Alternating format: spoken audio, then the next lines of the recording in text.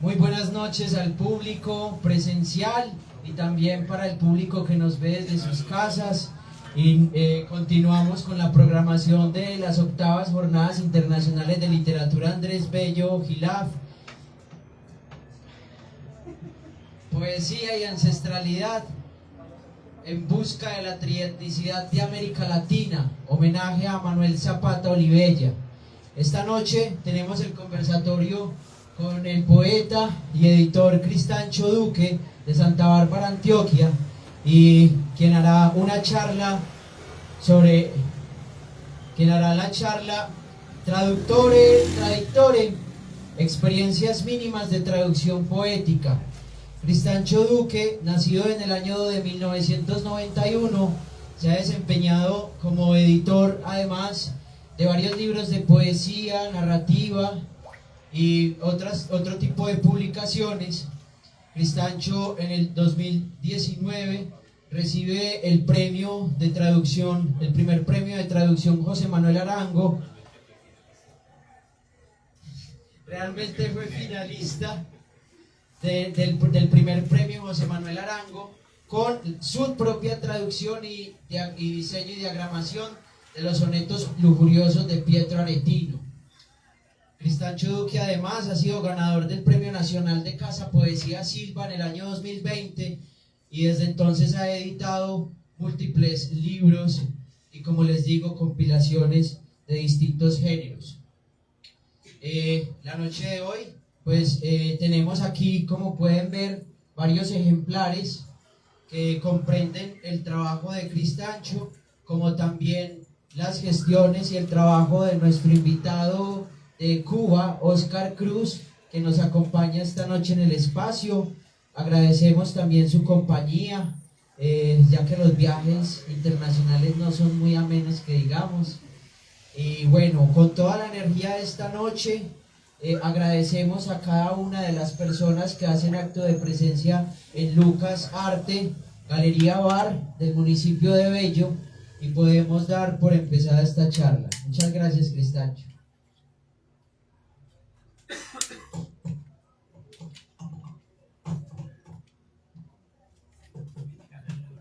Gracias, Cristian.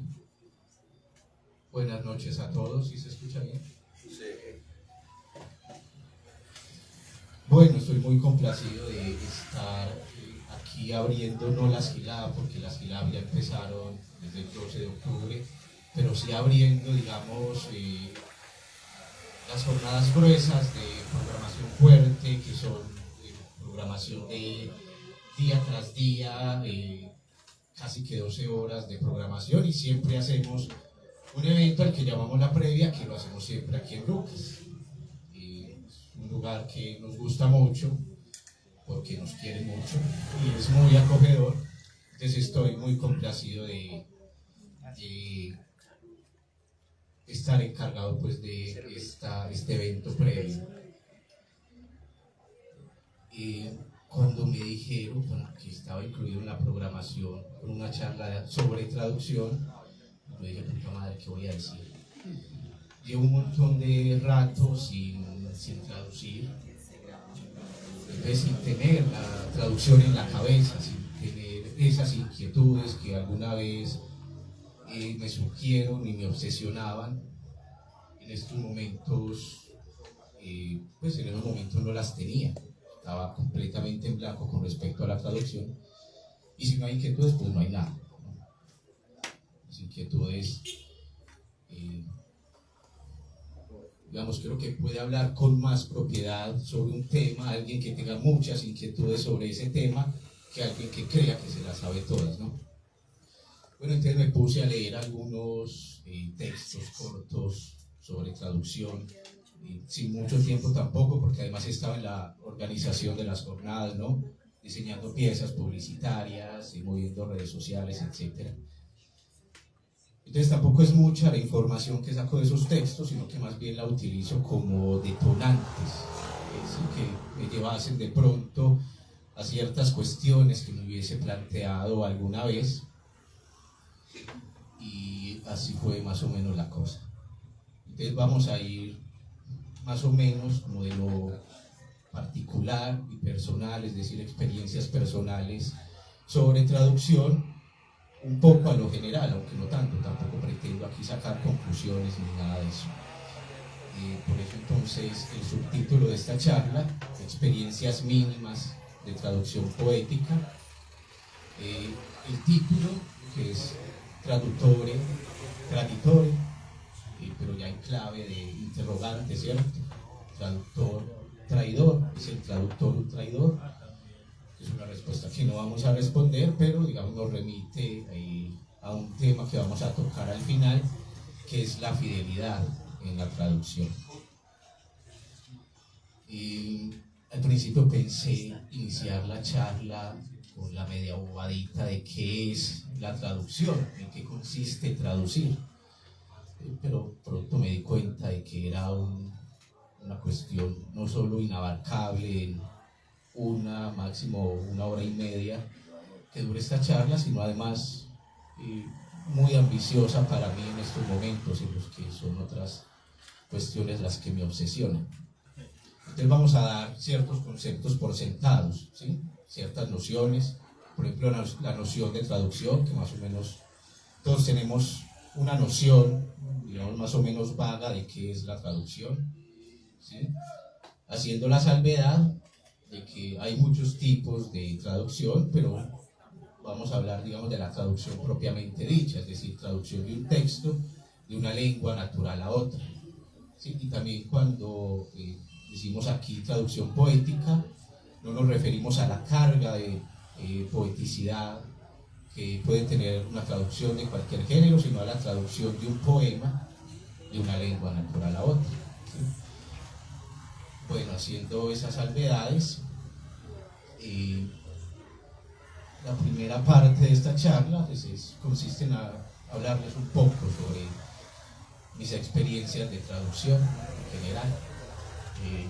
Traduzco exclusivamente poesía y exclusivamente del italiano, digamos, generalizando, ahorita puntualizamos un poquito ahí. Y dentro de la poesía italiana me sitúo básicamente en dos momentos históricos, que son, por un lado, el Renacimiento, con los sonetos lujuriosos de Pietro Aretino, y bueno, que en realidad es una traducción del Toscano, ¿sí? Digamos, para ese entonces puede decirse que no había una lengua italiana como tal. Lo que ahora conocemos como dialectos italianos en ese entonces eran lenguas distintas de la península. No había esa unificación que hay hoy de lengua nacional italiana, ¿sí? Entonces esta traducción es del toscano realmente. Eso era lo que había que puntualizar sobre la lengua de la que traduzco. Y el otro periodo histórico al que me acerco con la traducción es el Novecento, es decir, el siglo pasado. He traducido algunos poemas sueltos de poetas como Morcale, Aldo Palazzeschi, Camilo Bárbaro, y aquí en la edición especial de la revista Cosmogonía del año 2020, una pequeña muestra. Pero sobre todo me dedico a la obra poética de Salvatore Quasimodo, que realmente con su obra, con la que entro en este mundo de la traducción, y que ha sido para mí pues toda una escuela de traducción, ¿cierto? El trabajo de traducción con Quasimodo ha sido mi escuela de traducción. Voy a contar muy brevemente cómo fueron esos inicios.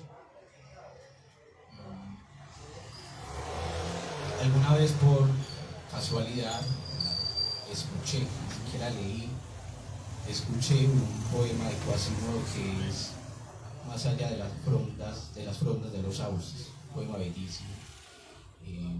No sé si lo han leído, inicia cómo hubiéramos podido cantar con el pie extranjero sobre el corazón, etc. Antes me lo sabía, ya no. y creo que me estoy confundiendo en el título también. En fin, el caso es que ese poema me cala muy hondo, me deja ese bichito de la curiosidad también por el poeta, pero sin embargo no, digamos, no llego a buscarlo, sino que queda ahí ese bichito tranquilo, a la espera, que es como también se me presenta la poesía de Quasimodo, ¿no? De una belleza a veces muy dura, sobre todo por los poemas de la guerra y la posguerra, pero a la vez se me presenta de una belleza muy tranquila, muy placentera, y más o menos así fue como la inquietud que me quedó después de escuchar ese poema, que no me puse a buscarlo ni nada, yo sabía que en algún momento volvería, y en efecto en una fiesta del libro de Medellín, en la sección de libros leídos o usados, me parece curiosa esa sección, libros usados, encontré un ejemplar de esta edición de Orbis, ¿no?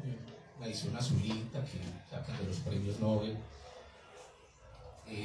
100 poemas de Quasimodo en una traducción realmente maravillosa de Carlo Bravetti. Yo ya en ese entonces, sin saber una pizca de italiano, intuía que en esa traducción estaba la verdadera esencia de Quasimodo, que ese era el Quasimodo verdadero, y bueno, más adelante me di cuenta de que realmente no me equivocaba. Realmente una traducción excepcional, lastimosamente muy parcial, solo de 100 poemas. Si hubiera traducido la poesía completa me hubiera ahorrado a mí mucho trabajo.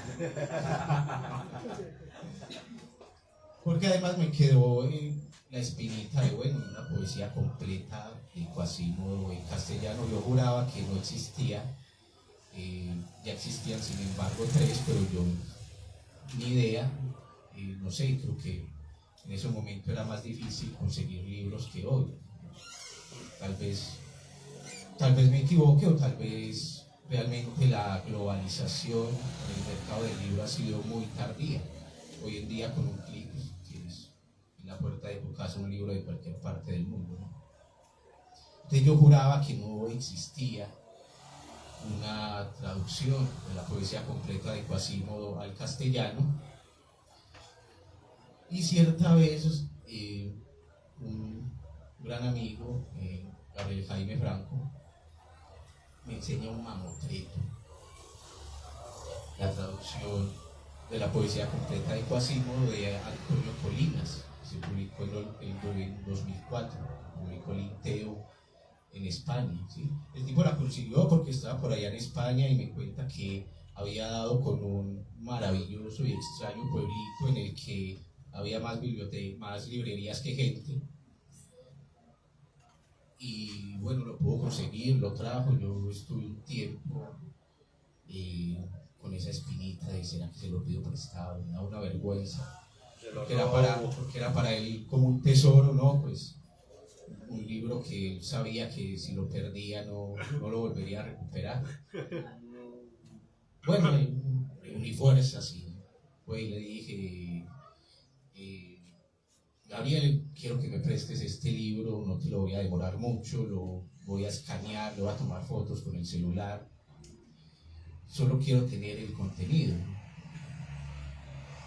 Y sí, el hombre muy formal me prestó el libro, yo lo escaneé, que era la intención para no demorarlo mucho, sin embargo me lo demoré un montón, leí la traducción y fue un desencanto. Es una traducción que ha recibido un montón de premios, ¿no? El premio del Ministerio Italiano de Relaciones Exteriores y no sé cuántas, pero realmente una traducción malísima.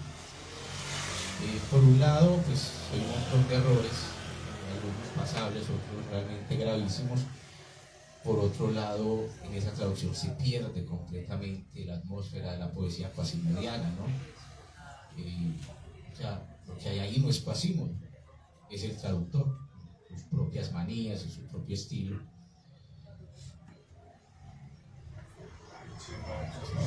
Yo a Antonio Colina no lo he leído mucho, pero puedo decir de lo poco que he leído que es bueno, ¿cierto? pero en esa traducción se rajó completamente. Entonces yo decía, caramba, la primera traducción, pensaba yo que era la primera traducción de la poesía completa de Quasimodo, y salen con esto. Entonces fue tal la rabia y el desencanto que yo dije, voy a aprender italiano nada más para traducir la poesía de Quasimodo. Y así fue, me puse en la tarea de aprender la lengua por mi cuenta.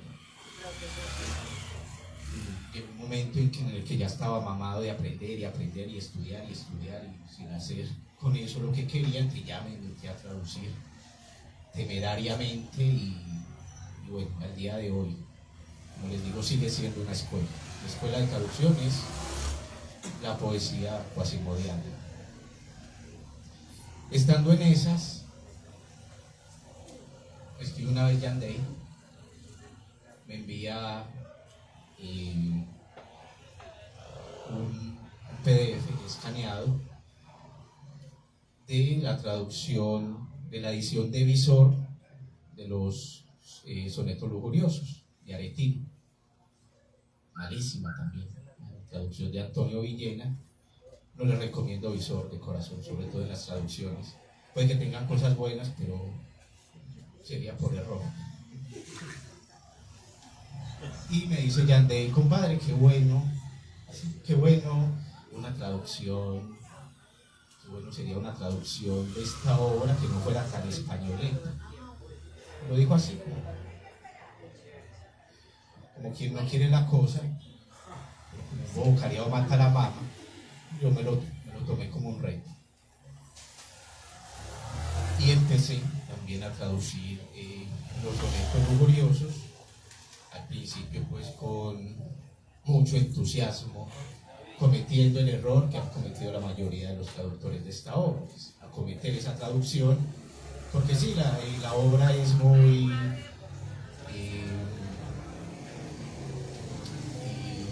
¿cómo decirlo? Digamos, el tema es ligero, es la lujuria, ¿no? Nada pues como teórico, ¿no?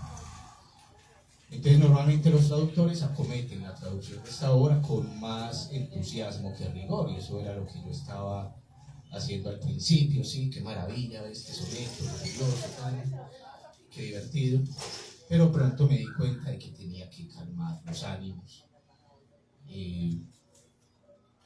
Buscando en internet por pura curiosidad, encontré unos sonetos lujuriosos de Aretino que no estaban en esa edición. Entonces dije, bueno, ¿qué es lo que está pasando aquí? Y bueno, descubrí que es que hay un montón de sonetos lujuriosos apócrifos. Ya me puse a investigar eso y vi que los de la edición de Visor no eran todos los canónicos, sino que había ahí también un montón de bastardos. Entonces ya dije, bueno, tengo que calmar los ánimos con la traducción, muy rico y todo, pero tengo que ponerse a investigar. Y bueno, me puse a hacer toda la investigación sobre el autor, sobre su obra, en específico sobre esta obra. Encontré afortunadamente la edición crítica de Danilo Romei en la web, que es una de las mayores autoridades vivas sobre la obra de Aretino, y que está ahí en la web. No sé, yo creo que va a terminar como Antonio Escotado hablando maravillas del internet, pues que en realidad tenés un universo ahí disponible.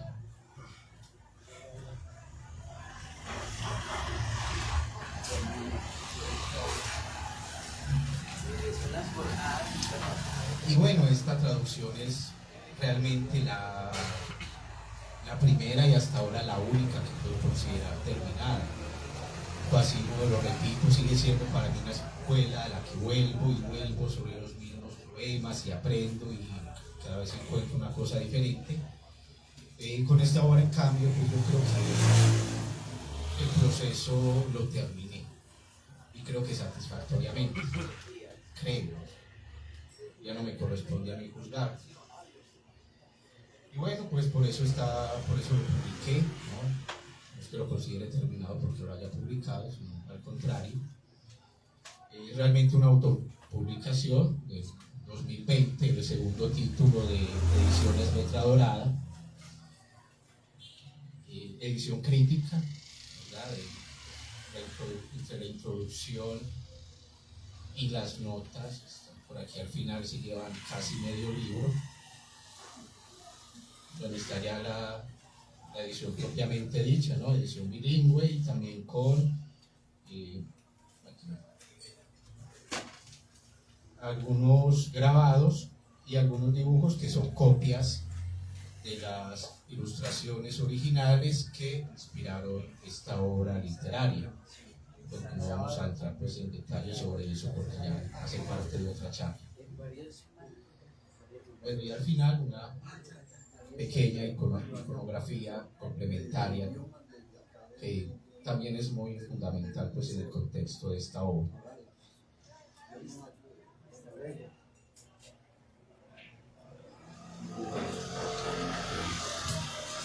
Ese ha sido básicamente mi trabajo de traducción. Alguna vez alguien, no recuerdo quién, dijo, no recuerdo dónde, que es una tarea inútil traducir entre lenguas tan cercanas como lo son el italiano y el castellano. Pues más valdría que el lector, con un poco de esfuerzo, aprenda pues esa otra lengua y lea las obras en su lengua original. Bueno, sea quien sea, estoy por supuesto de acuerdo en que valdría más y es muchísimo mejor aprender la lengua y leer las obras en su lengua original. Pero a la hora de decir que es una utilidad la labor de traducción entre estas lenguas hermanas, lo que pasa por alto muchas cosas. Entre ellas, por ejemplo, todos esos elementos que se encierran dentro de esa categoría que conocemos como contexto, que un traductor se ocupa de todo eso. Normalmente un lector que apenas se conozca los rudimentos de la lengua se olvida de la pragmática, que es la contraparte de la gramática, ¿sí? Igual de importante y diría yo muchísimo más vasto que la gramática misma. Frases hechas, regionalismos, un montón de cosas que un lector que apenas, aunque conozca toda la gramática y tenga cierto bagaje de vocabulario, pues muy seguramente va a pasar por alto. Porque la lengua se desarrolla en una cultura. Y si esa no es mi cultura, o no he hecho una labor de inmersión en ella, o en mi caso, una labor de investigación que es constante. Yo lo confieso, no es que conozca mucho del italiano, pero cada que me siento a traducir es más lo que investigo que lo que hago. Eso normalmente el lector no lo va a hacer.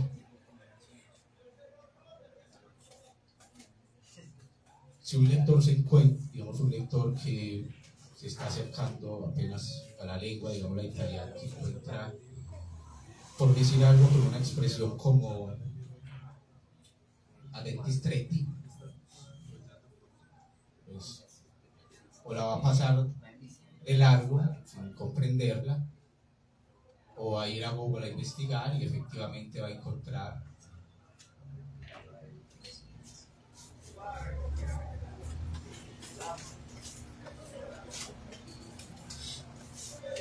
pues va a ir a internet a investigar qué es lo que significa eso y seguramente lo encuentra, por supuesto, pero no va a estar en esas todo el tiempo.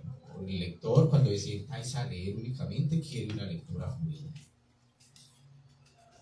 En cambio, un traductor, si traduce a denti stretti, como con los dientes apretados, pues es un simple, un farsante.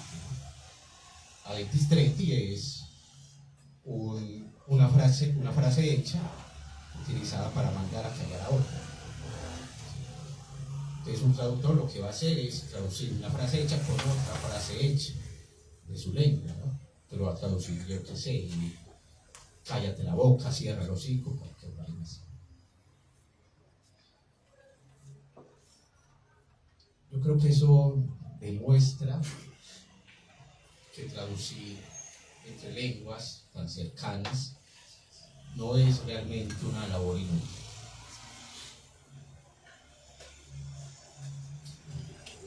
Y tampoco es una labor fácil. Si nos paramos a pensarlo un poco,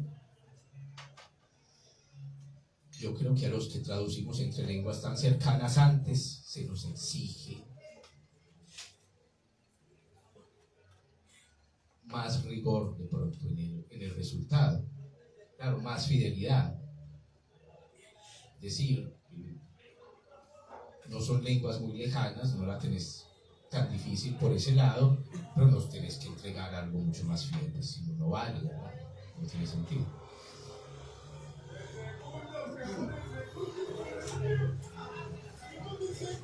Hay también una dificultad que siempre está presente y es la de los falsos amigos, ¿no? Es decir, términos de dos lenguas distintas que se parecen mucho, ya sea en la pronunciación, ya sea en la grafía, pero que no significan lo mismo.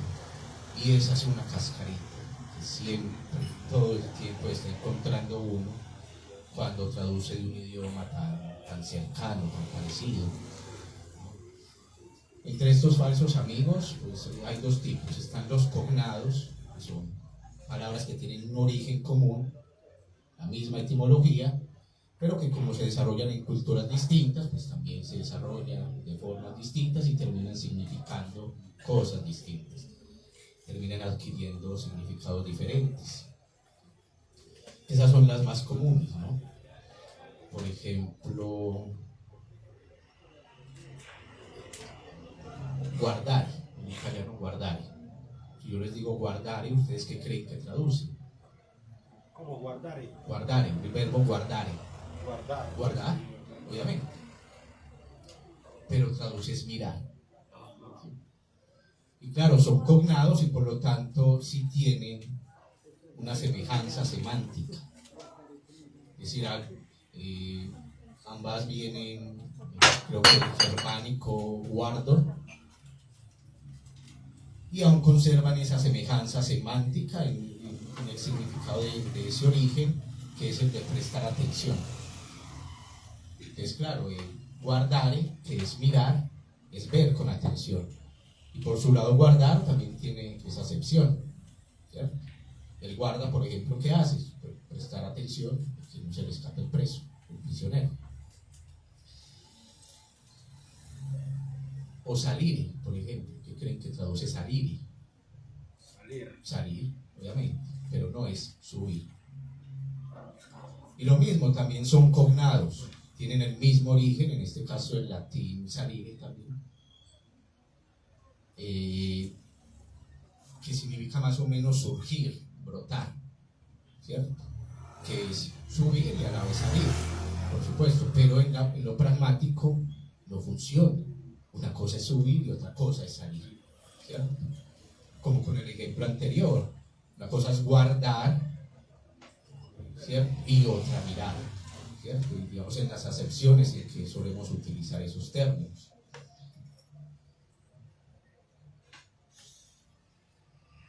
¿Quién me está haciendo así con la batería?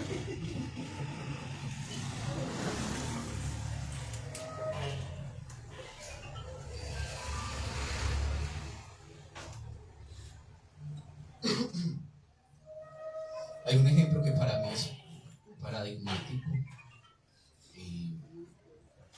Durante mi trabajo con la traducción de la poesía de Quasimodo, y es de nuevo con la traducción de Antonio Colinas. Leyendo yo esas versiones, hay un verso que dice, no, un fragmento de un verso que dice letera melancólica, y Colinas la traduce como la etérea melancolía. Bueno, etérea, ¿qué parece? Uno no pasa de largo. Si no fuera por, digamos, la diferencia de acentuación entre melancólica y melancolía, a lo mejor haya pasado eso por alto y no me doy cuenta. El caso es que Letera melancólica realmente significa la etaira melancólica.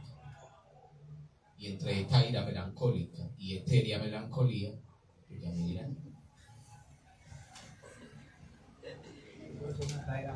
Entonces, todo el tiempo corre uno el riesgo de caer en esos errores, ¿no? Siempre tiene a uno ahí la cascarita y hay que ser muy cuidadoso y no bajar la guardia. Entonces también por ese lado hay una dificultad en traducir del italiano al castellano en este caso, ¿sí? Que no es ni tan inútil ni tan fácil, ¿cierto?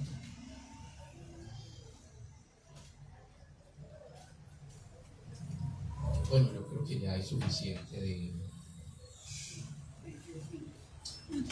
de anécdotas, aunque ahorita viene el tiempo.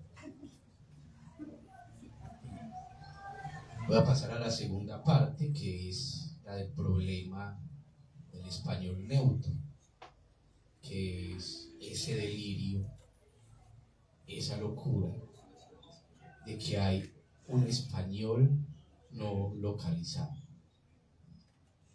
que no es variedad de ninguna región, que es internacional o universal. Entonces, ¿qué es? Pues carece de suelo, no tiene sustento.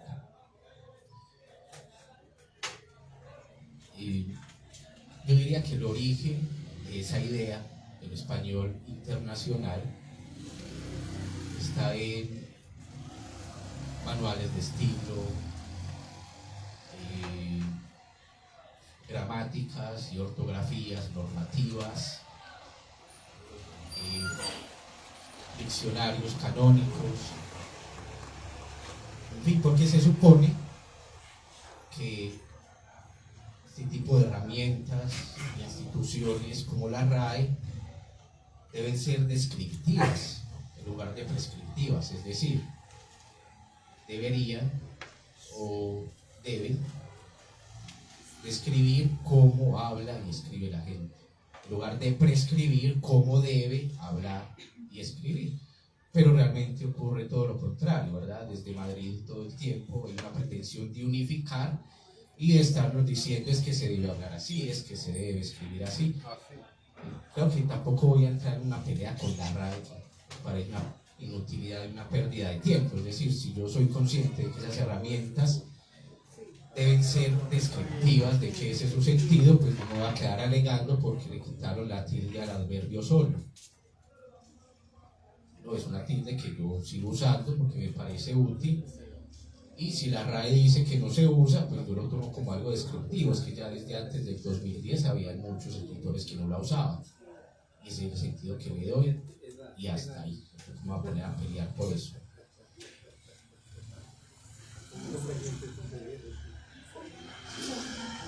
Y hay que tener en cuenta, por supuesto, que la lengua no la hace ninguna academia, no la hace ningún manual, sino que la hacen los usuarios, ¿verdad? Los hablantes hacemos la lengua oral, los escritores hacemos la lengua escrita, y es un proceso natural. Como hablaba la otra vez con el padre Madrigal sobre el llamado lenguaje inclusivo, ¿no? Discutiendo un poco de qué tan válido puede ser. Sobre la evolución de una lengua se da de forma espontánea, no es voluntad de nadie. Es obra de los usuarios, sí, pero no voluntariamente.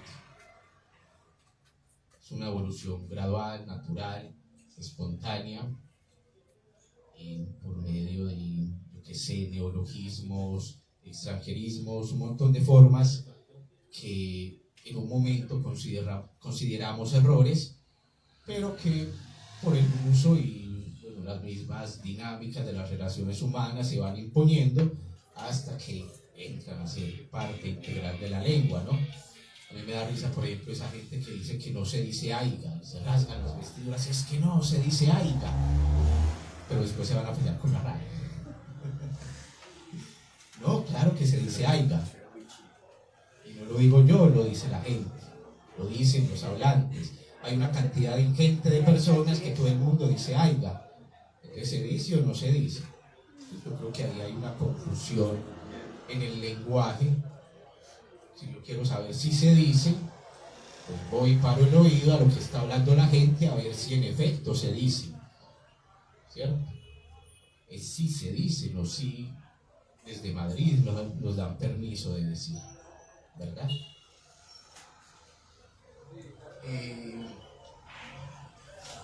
Traje notas porque me voy yendo por las ramas y después me olvida todo y me hago.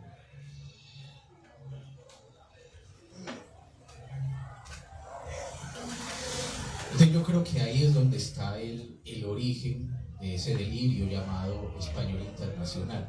Sin embargo, ¿quiénes sacan el rédito de eso? La industria del entretenimiento, ¿no? Los canales de televisión, las compañías de doblaje sobre todo, que siempre tienen que usar un modelo, ¿no? Que no es de aquí ni de allá, es una cosa así toda artificiosa. Detestamos nosotros los doblajes de España, ¿no? Los doblajes en españolete, como decimos.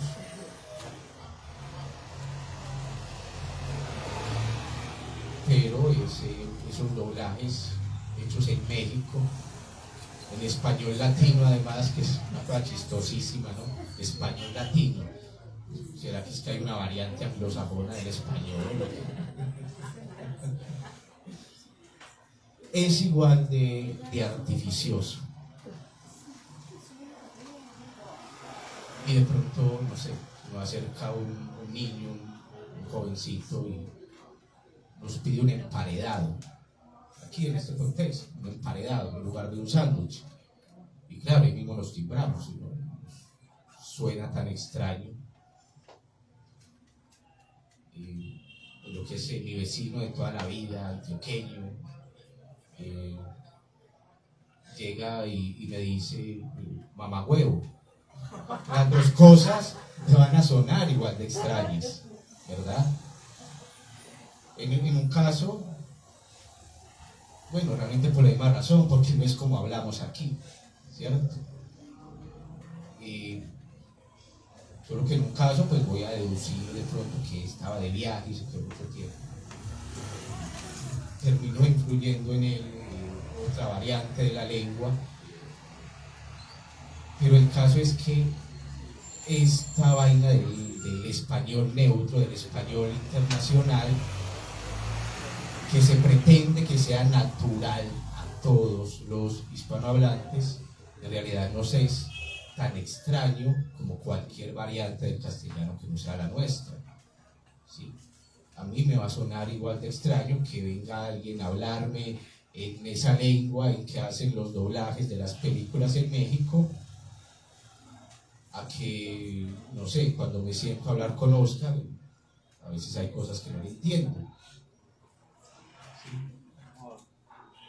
Entonces, es un fracaso también, rotundo fracaso, eso del español internacional no existe, es una cosa artificiosa y no nos es natural. De pronto nos es natural cuando estamos delante de la pantalla, lo entendemos y ya tenemos, digamos, estamos programados que ahí hablan así, pero en la vida real no, ¿verdad? Yo me encontré con ese problema, lo considero un error de principiante,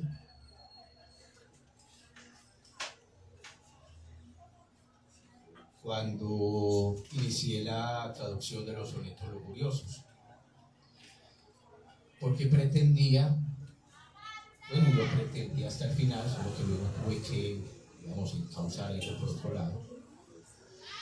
Pretendía hacer una traducción lo más accesible posible a la mayor cantidad de lectores posibles, ¿verdad? Es decir, no quería hacer una traducción muy local, sino que,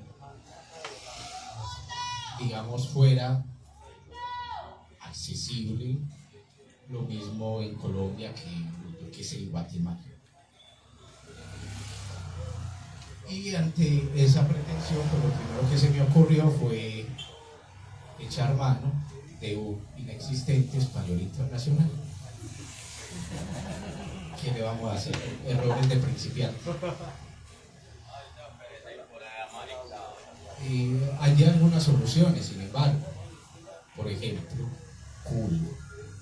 Culo es culo aquí donde sea. ¿Sí? Porque es una palabra que se usa mucho aquí, no es que quiera usar palabras supuestamente malsonantes. Culo es culo aquí y en donde sea. Por ahí no hay problema. Entonces, no hay un español internacional, pero sí hay términos que no son comunes a todos. Otra solución que encontré fue, por ejemplo, con el CATS, es el aparato reproductor masculino en un lenguaje desenfadado, coloquial. Lo traduje como verga, porque es un término bastante extendido y que, si bien no tienen todas las regiones el mismo registro, pues igual considero que esa variedad, en lugar de quitarle sustento, pues lo dota de riqueza. Yo me quedé con ese término, me pareció pues el indicado, pero luego empecé a tener un montón de problemas. Por ejemplo, POTA, el aparato reproductor femenino, igualmente en un lenguaje desenfadado, coloquial. Se me presentaba, por ejemplo, la recomendación que me dio Oscar alguna vez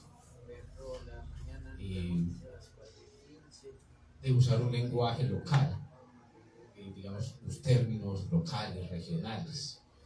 Entonces tenía opciones como chimba, cuca, lo que sea. Pero esas opciones no satisfacían mi pretensión de hacer una traducción lo más accesible posible a la mayor cantidad de lectores posibles. No a todos, pronto es algo imposible, pero sí, digamos, extenderme lo más posible, aunque el libro no lo termine leyendo nadie. Yo lo leí. Esa la... Entonces me di cuenta de que iba por el mal camino, por ahí no era. Entonces ya decidí situar mi traducción temporalmente. Y la situé en el siglo XVI, que fue el siglo en el que fue escrito el original. Por supuesto, sin necesidad de complicar las cosas, tampoco es que fuera a utilizar una sintaxis del siglo XVI, no. La obra en sí es una obra accesible a los lectores de su tiempo, a pesar del montón de referencias cultas que tiene, que es algo que muchos traductores han pasado por alto. Una obra muy accesible a los lectores. Entonces mi traducción tendría que ser igual de desenfadada, de accesible, sin nada de artificio. No era cuestión de enredar la sintaxis ni nada por el estilo. Cuando digo que la situé en el siglo XVI, es más en el sentido de la terminología, siempre y cuando esa terminología siguiera vigente, por supuesto. Ahora, ese situarme temporalmente en el siglo XVI irremediablemente me llevaba a situarme ya, digamos, un poco más ampliamente y también geográficamente en el siglo de oro, ¿cierto? Como consecuencia lógica tenía entonces que situarme en la península ibérica, porque en el siglo XVI que castellano se hablaba aquí, desde Castilla, ¿cierto? Digamos que apenas estaba empezando a gestarse esa riqueza dialectal que existe hoy en día en el castellano en América. Entonces ya por ahí pude irme yendo y ya encontrar más soluciones. Pota, por ejemplo, lo traduje como coño por 3 razones.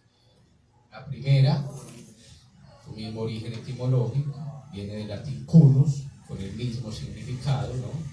Hay expresiones como cunilingus, se me hizo ahora mismo. La segunda razón, pues, que era ampliamente usada en el siglo de oro, en ese sentido, por supuesto. Y la tercera es que, si bien hoy es un término muy español en esa acepción, pues también es ampliamente extendido, ¿verdad? Y de hecho, creo que un término semánticamente mucho más rico que verga, por ejemplo, ¿no? Que lo diga Oscar, que viene de Cuba.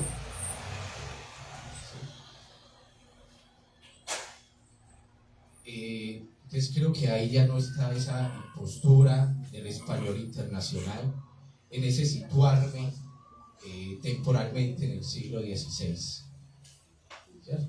La traducción entonces está situada en el siglo XVI, uso más o menos un lenguaje usado en el siglo XVI,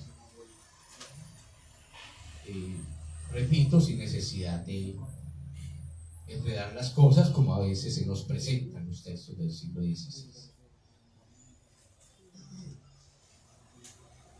Bueno, pues creo que bueno, por ahí pues ya pude encontrar la solución para seguir avanzando en la traducción de los sonetos lujuriosos, y al final pues considero yo salí victorioso, ¿no? Al menos terminé, y ya pues por lo demás que me juzgue Víctor, que vale.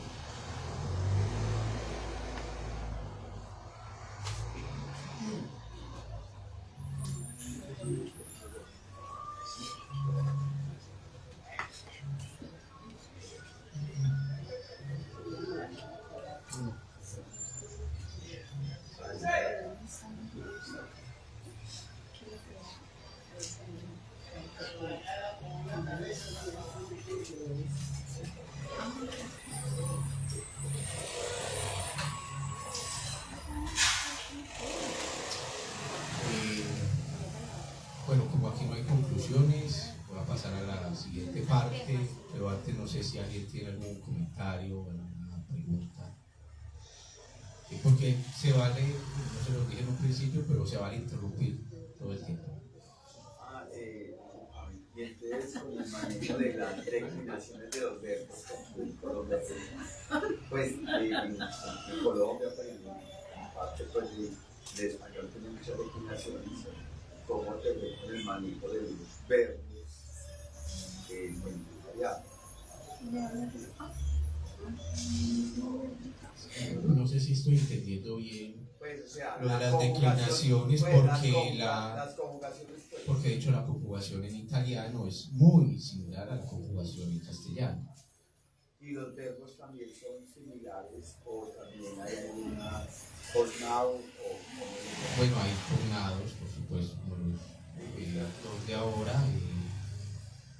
También hay otros completamente distintos, porque pues hay que entender que son lenguas que, si bien tienen un mismo origen, pues han tenido desarrollos muy distintos. El italiano, por ejemplo, no tiene toda esa riqueza de los pueblos originarios de América.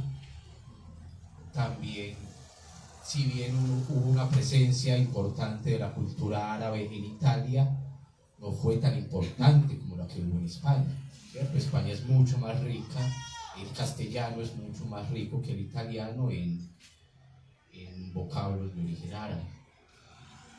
Es decir, hay también grandes diferencias. Pero la conjugación sí es muy similar. ¿Cuánto te demoraste en la traducción? Pues, ¿cuánto te duró todo el proceso de traducción? Organizar el libro, conseguir las ilustraciones, imprimir, publicar. Bueno, la traducción unos 2 años, más o menos, con breves recesos, pero sí más o menos de trabajo continuo. sí, de investigar. Me recuerdo, por ejemplo, en un hospital cuidando a mi abuela y yo investigando y traduciendo sonetos lujuriosos y mirando a las enfermeras pasar con sus uniformes. Con sus lujuriosos. No le ayudó. Respiró. No, yo creo que más bien distrae y da uno como tristeza. No hay pegado, ¿no? De hecho, en la dedicatoria. No, en la dedicatoria no están las enfermeras, pero sí está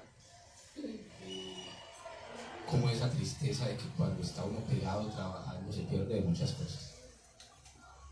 Bueno, la primera dedicación es a Yandel, que fue el que terminó metiendo en esta vaina. Y la segunda es, quisiera también dedicarlo a aquellas muchachas que han hecho mis delicias y a quienes tanto extrañé mientras me ocupaba en la traducción de estos versos, a ellas mi terca memoria. Es decir, la traducción más o menos 2 años,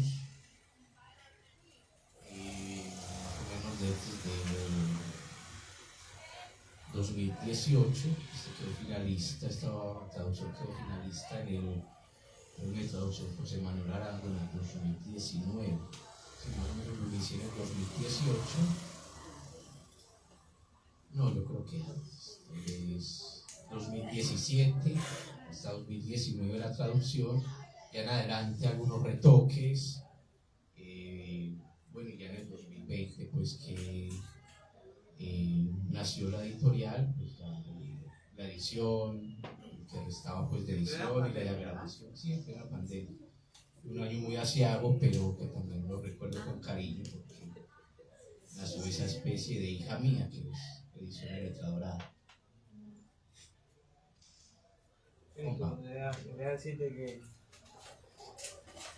la traducción de Pietro Aretino es un autor muy traducido a nivel mundial, mucha traducción, y que siempre va a estar sujeto al idiolecto, al lenguaje del que se hable en el lugar donde se traduce el autor.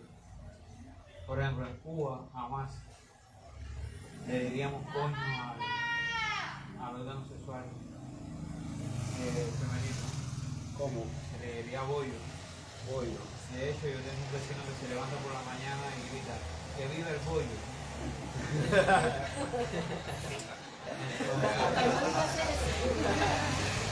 Entonces, por ejemplo, jamás le diríamos al órgano sexual masculino verga, le diríamos pinga. Y entonces, por ejemplo, tú dirías, me saqué la pinga y oriné acá, o por ejemplo, si eres un tipo que te está con la mujer, que no respeta, dice, me gustaría meterse la pinga en los mares, ¿sí o no? O por ejemplo, si estás hablando con otro, no, le metí la pinga y se la saqué por el oído. Cosas que... es decir, esto es el lenguaje vulgar. ¿Qué pasa? Que esa obra es una obra vulgar. Y entonces, como es vulgar, del periodo en que se escribió, pero vulgarmente escrita, con una lengua del vulgo, hay que tratar de graficar eso de la manera más vulgar posible, porque no tiene sentido que reprenda. Claro, los españoles que están llenos de pacatismo, de culpabilidad, de todo lo que implica la Iglesia Católica, lo que ha hecho sobre ellos, que son incapaces de llamar las cosas por su nombre y tienen una corrección política y religiosa muy fuerte. Ellos, por ejemplo, van a hacer siempre traducciones muy malas. De hecho, escriben muy mal. Casi la poesía del siglo XX final y principio del XXI es muy pobre por eso. Es muy correcta. Por ejemplo, dicen polla. No hay algo que me desagrade más que oír la palabra polla. Cuando alguien dice polla. Las traducciones de películas Es porno. por ejemplo, ahora en Cuba, por ejemplo, como se ponen muchas series españolas, la gente dice, voy a follar. Eso me choca, ¿eh? Porque en Cuba la gente dice, vamos a cingar, por ejemplo, ¿no? Que es lo más vulgar. Empieza a juliar. Tiene una belleza, O a pichar. la lengua nuestra tiene una belleza en las regiones, muy típica. Sí, Hay que por supuesto. aprovechar. Pero ¿cuál es la diferencia, por ejemplo, entre polla y chilo? Que es la que utilizamos pero, nosotros, simplemente un contexto espacial. pero también fonético y semántico. Sí, claro, a nosotros polla no nos gusta porque no, Por ejemplo, cuando no hace traducen- parte de nuestra variante del castellano, ¿cierto? No la Cuando usamos. traducen a Bukowski, por ejemplo, o a un autor que es... A nosotros nos choca mucho. Dice, no, el puro le olía a pomelo. No sé, en Cuba no se dice pomelo. Y además yo nunca diría eso, que el puro le olía a pomelo. Son cosas horribles, ¿eh? ¿Te das cuenta que eso? Yo, por ejemplo, jamás utilizaría una palabra como polla, pero igual es la suya y es la que utilizan, ¿no? Y tiene también allá su grado de malsonancia y de coloquialismo. Pero el valor que tiene el trabajo que tú haces es que la mayoría de nosotros somos perezosos. Tiene que haber traductores para que por lo menos introduzcan a los lectores a ese tipo de lectura, que aunque no todo el mundo lee ese tipo de poesía, porque es una poesía que ya fue escrita hace mucho tiempo. De hecho, nadie lee la poesía que se escribe ahora mismo. ¿Ves? Más difícil. Pero por lo menos acerca a los lectores a ese es una labor valiosa que te dediques a eso, a rescatar esos autores italianos. Por ejemplo, Antonio Colina, que veo que te cae muy mal. No me cae mal. No, pero habla mal de él. Me cae mal su traducción de Quasimodo. Exacto, habla mal de Colina. Y es obvio que habla mal de él. Colina, que es un poeta de la generación de los años 50 en España, de los más premiados, y es un buen poeta dentro de su línea coloquial. Pero las traducciones que hace son muy malas. De Sanguinetti, de Quasimodo, lo que él traduce, porque pega de todo este tipo, lo que tú acabas de decir, de ese lenguaje De la gilipollez. puritano, políticamente correcto. Entonces, es como tú dijiste, en el fondo, el trabajo que tú haces es un trabajo descolonizador desde la traducción. Porque ellos colonizan al mercado de América Latina, sobre todo porque tienen la mayor cantidad de editoriales, Visor, Anagrama, qué sé yo, Random House, qué sé yo, una cantidad de editoriales que nosotros entonces vamos desprendidos a comprarla porque son muy Imperior, Imperior, que sí es buena, claro que Visor. muchas editoriales. Entonces sigue la misma colonización a través de las traducciones, a través del mercado y a través de lo que ellos, como tú dices, prescriptivamente nos obligan a leer. Porque todavía América Latina, no solamente Colombia, Cuba también, Cuba más todavía, es víctima de esta invasión de la península. Seguimos pensando que ellos son los conquistadores. Todavía en nuestra mente, los españoles son los tipos. No hemos librado todavía de ese lado. No hemos hecho nada. Pequeños gestos como ese que tú haces, parece pequeño, pero son mayúsculos. Y sin embargo ahora podemos hacerlo. Tenemos toda la libertad necesaria para hacerlo, ¿verdad? Si seguimos de alguna forma sometidos, porque queremos. Bueno, ya en cuanto al primer comentario que hiciste, sí, bueno, son criterios de traducción, ¿verdad? Mi criterio, pues como digo, afortunadamente me aparté de ser libre en español internacional, que se exportan de Madrid, fue más bien situarme temporalmente y ahí pude maniobrar. Ahora, la recomendación Otro- mía es que no busques un término medio. Mi recomendación es que vayas al extremo más personal tuyo. Porque en la medida en que tú tratas de estar en un lugar intermedio donde quedas bien una parte con la otra, todavía sigues ejerciendo la traición.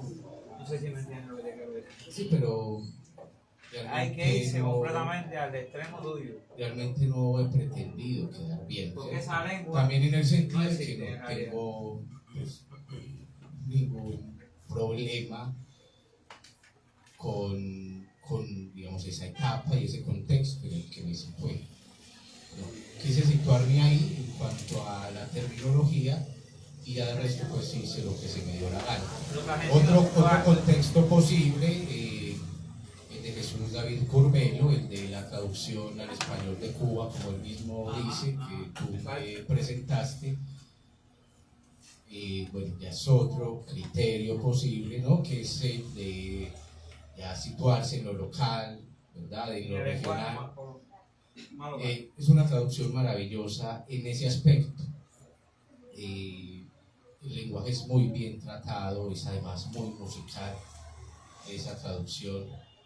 Que sí tiene algunas carencias, sobre todo en cuanto a las referencias cultas, se pierden muchas de ellas, pero en cuanto al lenguaje y a la música es una maravillosa traducción. Mira, los argentinos que acentúan siempre la última sílaba. Tenés, podés, ellos no cambian eso. Ellos traducen cualquier poeta de cualquier lengua, cualquier idioma y le clavan la acentuación de ellos. No les interesa eso. Se Ellos son despachan los así. españoles de América. Y ven, podés, tenés, pues, querés, ¿ves? Ellos no van a cambiar eso, porque ellos tienen esa ideal que lo defienden a cambio de espacio. Claro, cuando yo leo... Bueno, la otra cosa es el punto de vista del lector. Por ejemplo, si me chocaría leer en una traducción ese poder, tener, ¿cierto? No me choca en una obra argentina, pero sí de pronto en una traducción, ¿no? Que no es como hablamos nosotros, ¿cierto? Y la mayoría de las veces, pues, digamos, se hacen traducciones actualizadas al momento de hoy, ¿verdad? Mientras que, bueno, yo no sé si eso me justifica, pero es que siempre el traductor se va a justificar porque para eso son los criterios de traducción. Pero si de pronto en esta traducción mía hay algo que suena medio raro, pues va a justificar diciendo que es que yo me situé allá en esa época, porque me salió en los cojones de las huevas esa cosa. Claro. Víctor. Bueno, yo la impresión que tuve cuando leí el libro, bueno, aparte de eso, porque es una muy bella edición, pues desde la concepción del libro, el pastadura, la diagramación, la ilustración es muy bien cuidada. Y como el mismo Cristancho lo dice, ya entrando en los poemas mismos, es muy fresco a la hora de uno leerlos. Uno inmediatamente se adentra, se deja llevar, y inclusive en parte del libro hay una discusión también como, no sé si en el mismo tiempo, me corriges, pero que lo trataban como de un libro pornográfico, pues como hay una línea delgada entre el erotismo y lo pornográfico, que lo hace a uno como lector, hace esa pregunta que uno a veces no se la hace. Para mí el porno es la cogedera más tremenda, y lo erótico ya va más con un asunto del gusto, pero eso se mezcla en algún momento, ¿cierto? Sí, Víctor, ahí hay una diferencia entre el contexto latino y el anglosajón. Para el anglosajón hay una diferencia muy bien marcada, muy específica entre lo erótico y lo pornográfico. Para ellos lo erótico se enmarca en lo privado, mientras que lo erótico ya sería lo público, ¿cierto? Entonces, para un anglosajón una obra como esta es pornográfica, pero en el contexto latino ya esa división es muy moral, muy moral.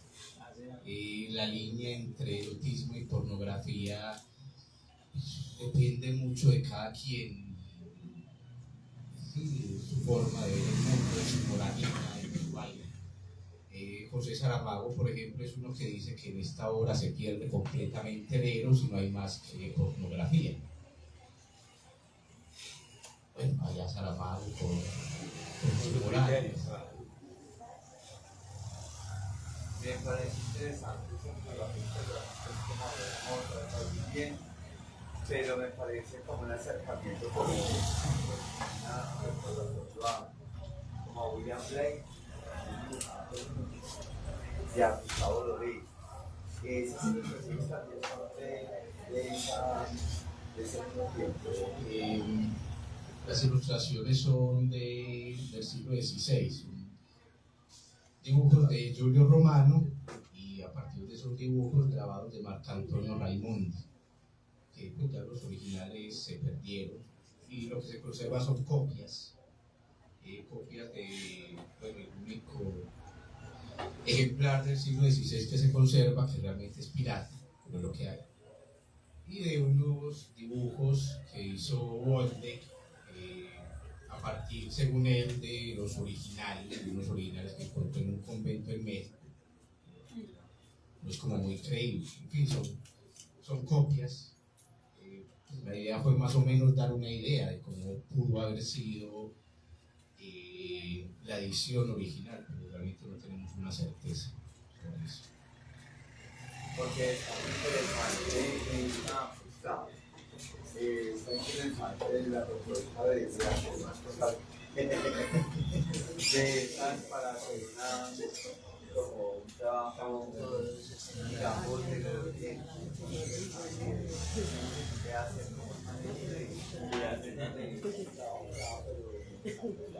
en este tono. Sí, hay varias y cada ejemplar tiene una distinta. Pues, también hay la invitación a adquirirlo ahora que terminemos. Vamos a continuar y bueno, esta última parte intentaré abreviarlo un poco. Uno piensa que con las pendejadas que se le ocurre pues va a dar 5 minutos de charla y termina extendiéndose y extendiéndose. Entonces vamos a tratar un poquito el problema de la fidelidad en la traducción. Cuando hablamos de fidelidad en la traducción, pues estamos suponiendo dos cosas. Primero, estamos suponiendo al texto original como una cosa fija, invariable, por supuesto anterior, y a la traducción como un campo variable, según preceptos más o menos de mayor o menor cumplimiento, ¿no?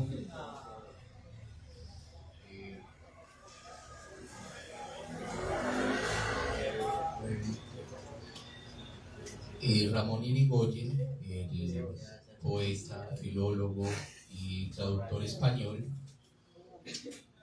dice que para él traducir debe ser como copiar un cuadro en un museo con tal maestría que incluso un experto tuviese problemas en identificar cuál es el original y cuál la copia.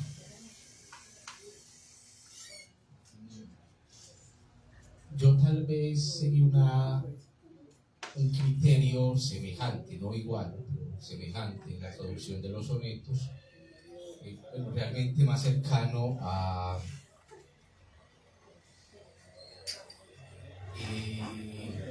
una especie de máxima de Mariana Mejía Elizalde, que es correctora, un precepto que dice, refiriéndose a la corrección, cuando nuestro trabajo se nota, está mal hecho. Es decir, una corrección en su caso no debe notarse, debe, digamos, enmendar y como que se haga de cuenta que el autor pues hizo su trabajo muy bien. Aquí con esa traducción yo pretendí algo similar, y es que en ciertos casos no se notara que es una traducción, ¿cierto? Yo pretendí, digamos, que el lector en el momento de estar inmerso en la lectura se le figurara por un momento que estaba leyendo una obra original, es decir, una obra en su lengua original y no una traducción al castellano hecha 5 siglos después del texto original. Ya si lo conseguí o no, pues no tengo idea. La obra lo dirá. De eso ya se ocuparán los lectores y los críticos si alguna vez se ocupan de mí. Más adelante dice Ramón Irigoyen, dice en la introducción a su traducción de la poesía completa de Cátulo, que todo debe ser traducido hasta lo intraducible. Una aparente paradoja que en realidad pues, quiere decir todo debe ser traducible. ¿Será que sí? ¿Será que todo es traducible? No creo. Hay un caso que yo siempre tengo en la cabeza. ¿Cómo se traduciría al inglés, por ejemplo, un verso como este de Hattie? Porque soy solo. Because I'm alone. No, porque estoy solo. No es lo mismo, ¿cierto? No sé. Puede que haya una forma de traducir. En cada caso, cualquier cosa, todo, no lo sé. En comparación con la del pueblo. Romántica, estas canciones.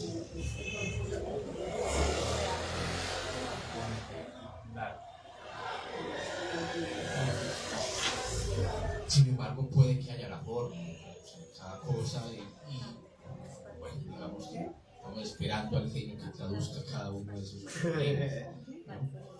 Tal vez, solo tal vez sea cuestión de hallar la forma en cada caso.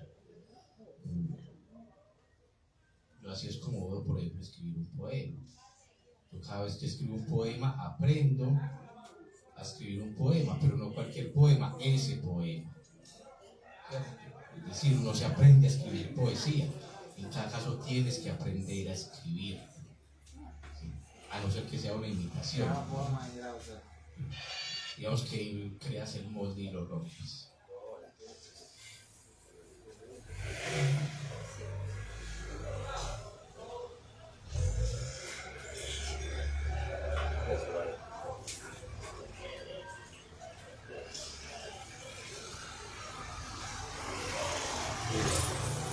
Y nos queda siempre la duda: ¿en qué consiste la fidelidad? ¿En qué consiste ser fiel a la hora de traducir? ¿Será que consiste, como plantea Irigoyen, traducir hasta lo intraducible o hacer una copia verbal exacta del texto? Y también cómo juzgar una traducción, que va por el mismo lado, ¿no? Es más o menos la misma inquietud. Cómo juzgar una traducción y sobre todo cómo juzgarla cuando hay tantos criterios de traducción como traductores. El oficio de traductor es un poco sedicioso, en el sentido de que cada traductor en cada una de sus traducciones digamos que aplica sus criterios de traducción y se supone que es bajo esos criterios que se debe juzgar su traducción, es decir, juega en su propio campo y sobre seguro. Bueno, se supone. En realidad, cuando uno juzga la obra de otro, suele hacerlo no desde los criterios del otro, sino los propios. Pero el caso es que no hay unos criterios universales para juzgar una traducción, como se puede haberlos para la crítica literaria, propiamente dicha, ¿no? Que no serán uniformes, que habrá distintas escuelas de crítica, no lo sé, pero sí hay unos criterios, digamos, universales e inviolables en la traducción, ¿no? Y es que yo creo que también se debe a que si tú vas a traducir un texto técnico, es muy diferente a traducir un texto literario. En el texto literario hay, digamos, un alma que prevalece y que porque el traductor a su vez es autor, entonces también hay una intuición, supongo, en ello, en el mismo trabajo, que no existe en la traducción de un texto cualquiera, un texto técnico. Sí, sí, por supuesto. Nada más para traducir poesía, según mi criterio personal, hay que dominar la poesía. Total, pienso lo que mismo. tener No puedes traducir conocimiento. poesía si no eres Y es poeta. mejor, debe haber escrito poesía. Claro, porque estás recreando. Una ¿no? idea de la Estás creando. leyenda, del ritmo. Pues si no, lo que están haciendo es traducir literalmente. Pero si el lector de poesía, ¿Eh? si el O si lector, eres un consumidor de exacto, poesía, no necesariamente tiene que escritor. tener un vínculo con la poesía. Exacto. Un vínculo afectivo. Yo hoy soy Si eres un poeta, mejor. poco más radical y me atrevo a afirmar que para ser traductor de poesía hay que ser poeta. En el sentido de que traducir es recrear. Recrear al fin y al cabo es crear. ¿Y quién crea la poesía? O bueno, el poema más bien. El poeta, ¿no? Una relación afectiva. Es un debate. El caso es que es muy difícil saber si una traducción es buena o mala, si una traducción es fiel o infiel, a no ser que sea o muy buena o muy mala. ¿Cierto? Y puedo volver al ejemplo del principio y seguir dándole puñetazos a ¿verdad? Por ejemplo, con la traducción de Frabetti, yo incluso sin saber italiano supe que él estaba en verdadero fascismo y luego pude corroborarlo cuando ya pude leer los originales. Cuando leí la traducción de Colinas, para entonces tampoco sabía un pío de italiano y de inmediato supe que era una pésima traducción, ¿verdad? Y en unos casos creo que fue fácil porque hubo esos extremos. Una muy buena traducción, pero una muy mala traducción. Pero Fabretti es italiano. Sí, el apellido es No, italiano. él es italiano. Él es italiano. Realmente no sé por qué nunca lo había averiguado. Él es italiano. Aquí hice una traducción inversa. Él es italiano, lo que domina el español y escribe en español. Ya. Él ha escrito varios libros para niños, maldita matemática, maldita física. Él es un científico. O sea que en la lengua también es, bueno, no digamos español. Sí, tiene un Que vínculo con la tampoco me lengua. gusta llamarle español a la lengua castellana. Sí, digamos que está inmerso en la lengua.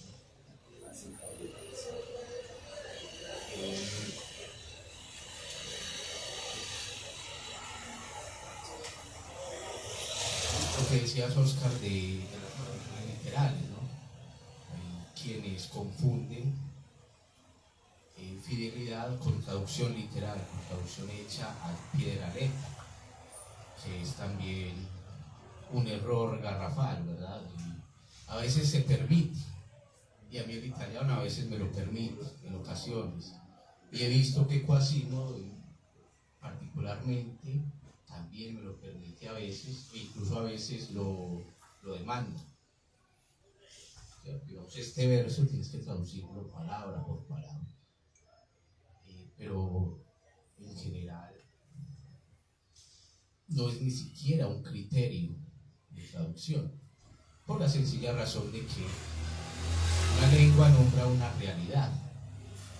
Dos lenguas distintas están inscritas en culturas distintas y por lo tanto nombran realidades distintas, ¿verdad? Pues no solo nombran las cosas de distinta forma, sino que además no nombran ni siquiera las mismas cosas. Por ese lado, pues la traducción literal está completamente descartada. Esta charla se está volviendo un poco caótica y es que esta última parte no la repasé muy bien. Mirando aquí como temas un poco al azar. Creo que va siendo más o menos hora de ir terminando. Ya llevamos aquí bastante rato. Quiero terminar tal vez a modo de conclusión, que puede un poco aclarar este asunto de la fidelidad, aunque repito, no pretendo que salgamos de aquí con respuestas. Y es la siguiente: cuando la traducción es literal, no por eso es fiel a la palabra. Lo es cuando los términos se adaptan al lenguaje de las cosas. Y creo que en ese término, en el lenguaje de las cosas, está la clave. Vuelvo y digo, no se trata de traducir palabras, porque dos lenguas nunca van a tener una relación biunívoca, ¿sí? Nunca se van a corresponder exactamente, nombran realidades distintas, ¿sí? Y bueno, por supuesto detrás de las palabras están las cosas, ¿sí? Las palabras no existen por sí mismas. Entonces, digamos que al traducir, o más bien antes de traducir, el poeta debe hacer otra traducción, que es de las palabras al lenguaje de las cosas, lo que nos habla Heidegger, ¿verdad? De las palabras a las ideas, las emociones, las intuiciones también, que todo eso entra en el campo de la poesía, que es del que nos estamos ocupando. Y luego ya hace el trabajo inverso, es traducir del lenguaje de las cosas de nuevo a las palabras, pero ya en su lengua. Solo que ahí nos queda otra vez la duda, ¿qué tan fiel es esa operación? Si ya está traduciendo desde su lenguaje, su propio lenguaje de las cosas, es decir, el traductor, que rara vez coincide con el del autor, ¿no? Con el del original. Es que además es un proceso de traducción pues, que hace todo lector, ¿no? Traduce de las palabras al lenguaje de las cosas. Solo que el lector, digamos, se queda ahí, ¿no? Hace su interpretación, saca sus conclusiones, bueno, no sé, lo que sea. El traductor, pues, en cambio, tiene la tarea de volver y hacer la operación inversa. El lenguaje de las cosas a las palabras. Pero como digo, ya ese lenguaje de las cosas es el del traductor, no el del autor.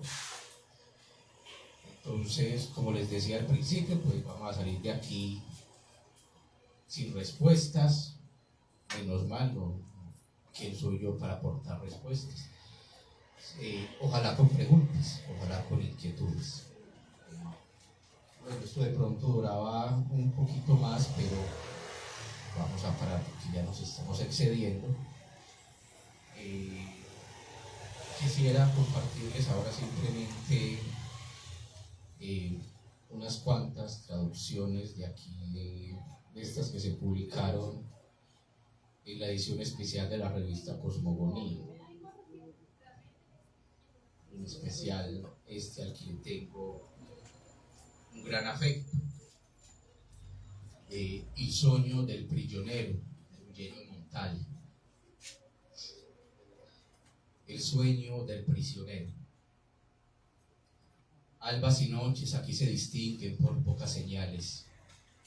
El zigzag de los estorninos en las almenas, en los días de batalla, mis únicas alas. Un hilo de aire polar, el ojo del carcelero en la mirilla, crujir de nueces machacadas, un aceitoso chiporroteo en las cavas, asadores reales o supuestos, pero la paja es oro, la linterna vinosa es brasero, si durmiendo me imagino a tus pies.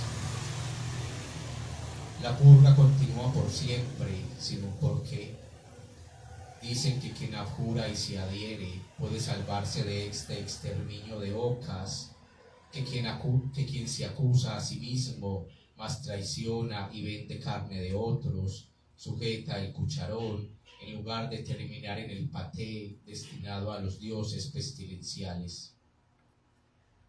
Lento de mente, llagado, por el punzante lecho me he fundido con el vuelo de la polilla que mi suela pulveriza sobre el empedrado, con los kimonos iridiscentes de las luces desplegadas en la aurora de los torreones. He husmeado en el viento la chamusquina de los pasteles navideños en los hornos.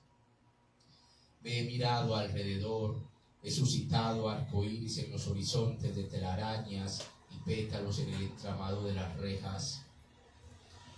Me he levantado, he vuelto a caer al fondo donde el siglo es el minuto y los golpes se repiten y los pasos, y aún ignoro si seré en el festín embutidor o embutido.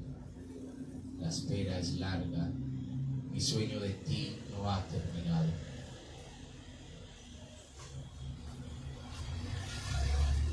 Bueno, muchas gracias por la escucha, por la atención.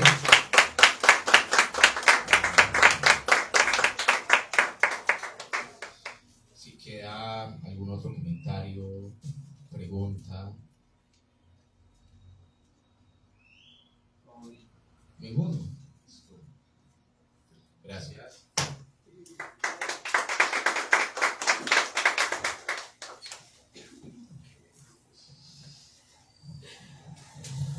Bueno, de parte de las GILAF agradecemos a todas las personas que asistieron a este encuentro, a las que también nos siguen viendo desde sus casas, y agradecer a los colectivos que hacen parte de esta iniciativa, a la revista La Noria de Cuba, al colectivo Grado Cero, a la editorial Letra Dorada, a Ediciones Cosa Nostra. Agradecer también a la Corporación Cultural Literaria Andrés Bello, la que ha, digamos, parido esta organización y dado fruto a lo que esta noche estamos viviendo, y que es también a la vez un preludio de lo que viviremos mañana jueves 27, el viernes 28, el sábado 29 aquí en Bello y el domingo 30 de octubre en el Peñol. Muchísimas gracias a cada uno, muchas gracias Cristancho. El próximo evento de mañana, jueves, será en la Biblioteca Confama de Bello, a las 9:30 de la mañana, un taller de escritura y lectura creativa, Los colores del mestizaje, a cargo del colectivo Grado Cero. Después continuará la charla de las literaturas negras en la obra de Manuel Zapata Olivella, a cargo del profesor Mauricio Albeiro Montoya, también ahí mismo en la Biblioteca Confama a las 2 de la tarde. Y seguiremos con un conversatorio en Piamonte a las 4:15, luego a las 5 habrá otro conversatorio, y a las 7:15 de la noche nos veremos en el Parque Andrés Bello con una intervención del grupo teatral La Barca de los Locos. Continuaremos con lectura, poesía al aire libre en el Día del Trueque, que es un espacio también cultural que vive el municipio cada jueves, y posteriormente se cerrará con un concierto de música tradicional mexicana. Muchas gracias. Bueno, sí me faltaba, qué pena, postdata.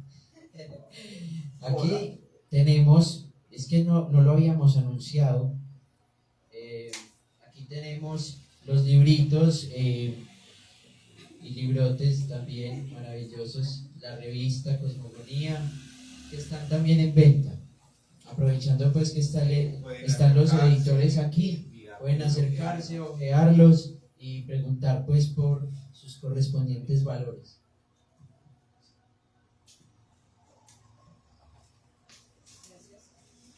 Gracias. Salud por cero y ese